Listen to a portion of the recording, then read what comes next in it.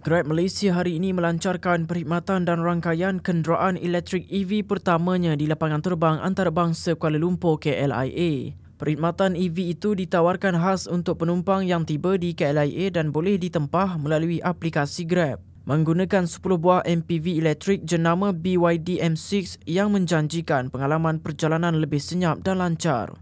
Pelancaran disempurnakan oleh Menteri Pengangkutan Anthony Loke dan turut dihadiri Pengarah Operasi Negara dan Mobiliti Grab Malaysia, Rashid Syukur, yang menjelaskan inisiatif itu menyokong usaha negara mengurangkan pelepasan karbon menjelang 2030.